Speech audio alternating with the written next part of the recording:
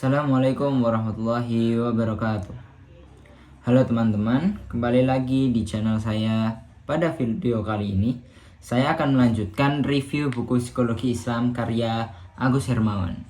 Jika pada video sebelumnya kita sudah membahas bab-bab awal, maka kali ini kita akan membahas isi buku mulai dari bab 6 sampai bab 15. Buku ini menarik karena tidak hanya menjelaskan psikologi dari sisi ilmiah, tetapi juga menghubungkan dengan Al-Quran dan nilai-nilai Islam. Jadi mari kita mulai dari pembahasannya. Masuk ke bab 6, kepribadian dan fitrah manusia dalam psikologi Islam. Pada bab ini dijelaskan bahwa kepribadian adalah karakter yang khas membedakan seseorang dengan orang lain. Dalam Islam, tujuan pembentukan kepribadian adalah melahirkan insan kamil, yaitu manusia yang seimbang antara kebutuhan jasmani dan rohani. Penulis juga menjelaskan bahwa manusia memiliki fitrah, yaitu potensi dasar untuk mengenal dan mendekat kepada Allah. Namun, kepribadian manusia dapat berubah karena pengaruh lingkungan, pendidikan, dan pengalaman hidup. Pesan penting dari bab ini adalah bahwa manusia ideal bukan hanya cerdas secara intelektual, tetapi juga memiliki akal yang baik dan hubungan yang kuat dengan Allah. Memasuki bab 7, yaitu motivasi dalam perspektif Islam. Bab ini membahas tentang motivasi sebagai dorongan yang membuat seseorang bertindak untuk mencapai tujuan. Menurut psikologi Islam, motivasi tidak hanya berasal dari kebutuhan fisik, tetapi juga kebutuhan jiwa dan spiritual. Penulis membagi motivasi menjadi 3, seperti mencari ridha Allah. Lalu yang kedua adalah fisiologis, seperti makan, minum, dan menjaga kehidupan. Lalu yang ketiga adalah motivasi kejiwaan, seperti keinginan memiliki sesuatu atau berprestasi.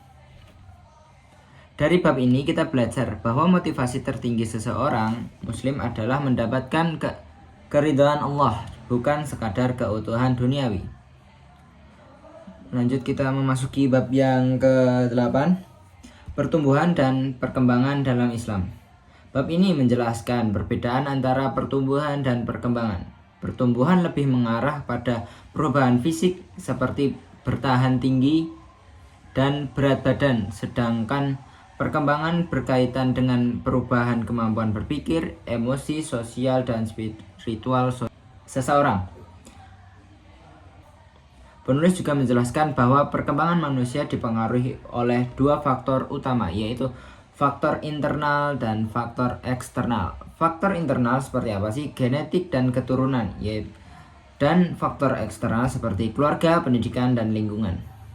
Dalam Islam, perkembangan manusia tidak hanya diukur dari usia, tetapi juga dari tingkat kedewasaan, akhlak, dan keimanan. Masuk bab ke-9, yaitu kesehatan mental dan perspektif Islam. Bab ini sangat relevan dengan kondisi saat ini. Menurut penulis, kesehatan mental adalah keadaan ketika seseorang mampu menyesuaikan diri dengan lingkungan dan memiliki tujuan hidup yang jelas, serta merasakan ketenangan batin. Islam memandang bahwa kesehatan mental dan kesehatan jasmani saling berkaitan. Ketika hati dipengaruhi keimanan, rasa syukur, dan tawakal, maka seseorang akan lebih mudah menghadapi tekanan hidup. Sebaliknya, ketika hati jauh dari nilai agama, maka seseorang lebih rentan mengalami stres dan kegelisahan. Masuk ke bab 10, yaitu psikopatologi dan perspektif Islam. Psikopatologi adalah ilmu yang mempelajari gangguan atau penyakit mental. Penulis menjelaskan bahwa berbagai gangguan psikologis dapat muncul karena faktor internal seperti sifat dan keturunan, maupun faktor eksternal seperti lingkungan dan pengalaman hidup. Dalam pandangan Islam, gangguan mental juga dapat terjadi karena seseorang menjauh dari fitrahnya dan kehilangan hubungan dengan Allah. Oleh karena itu, penyembuhan tidak cukup hanya secara medis, tetapi juga perlu pendekatan spiritual. Psikoterapi dalam perspektif Islam, bab ini membahas cara penyembuhan psikologis menurut Islam.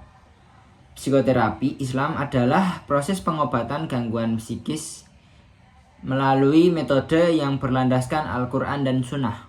Objek terapi meliputi mental, spiritual, moral ataupun akhlak, dan fisik. Metode terapi yang digunakan dapat berupa ibadah, zikir, doa, dan membaca Al-Quran, muhasabah, serta memperbaiki hubungan dengan Allah dan sesama manusia. Bab ini menunjukkan bahwa Islam memiliki pendekatan yang komprehensif dalam menjaga kesehatan jiwa. Masuk bab ke-12, yaitu kecerdasan dan potensi intuisi dalam Islam.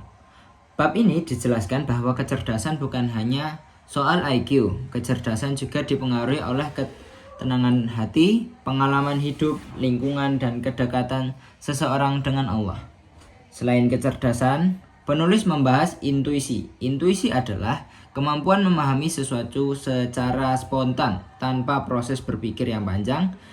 Dalam Islam, intuisi dapat berkembang melalui proses penyucian jiwa, latihan spiritual, dan kedekatan kepada Allah Subhanahu wa Ta'ala. Artinya, semakin bersih hati seseorang, semakin tajam pula intuisi yang dimilikinya. Bab 3. Mimpi dan alam kesadaran manusia.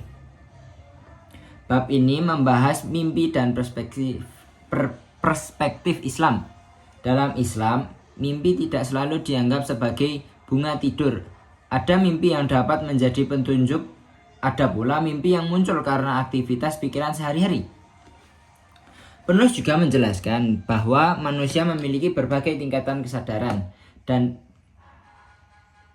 baik ketika sadar penuh, tidur, maupun dalam kondisi tertentu yang mempengaruhi proses berpikir dan perilaku. Bab ini menunjukkan bahwa psikologi Islam tidak hanya membahas aspek fisik dan mental, tetapi juga dimensi spiritual manusia. Oke, kita lanjut ke bab 14, yaitu doa, zikir, dan tazkiyatun nafas. Ini adalah salah satu bab yang paling menarik, menjelaskan bahwa doa dan zikir dapat menjadi media terapi bagi jiwa manusia. Ketika seseorang berdoa dan berzikir, ia mendapatkan ketenangan, harapan, dan kekuatan dalam menghadapi masalah hidup. Selain itu, ada konsep tazkiyatun nafas, yaitu proses penyucian jiwa dari sifat-sifat buruk seperti iri hati, sombong, dan dengki. Melalui tazkiyatun nafas, seorang dapat membangun kepribadian yang lebih sehat, tenang, dan dekat kepada Allah. Bab 14. Berpikir dan lupa dalam Islam.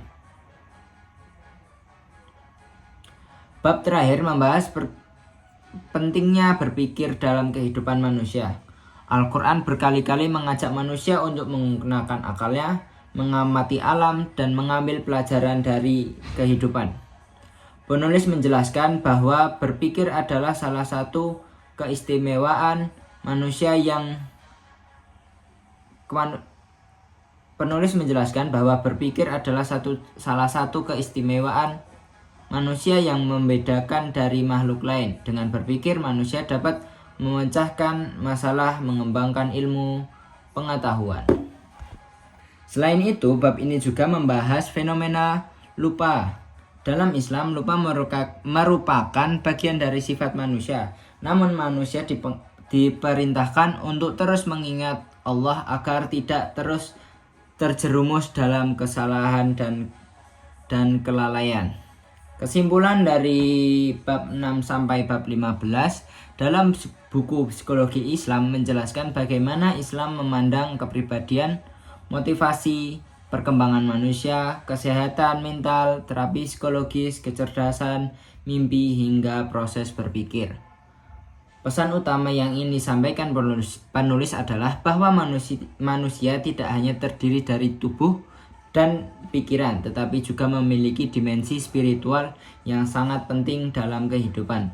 Karena itu, kesehatan jiwa yang sesungguhnya hanya dapat dicapai ketika manusia mampu menyeimbangkan aspek fisik, mental, sosial, dan spiritual.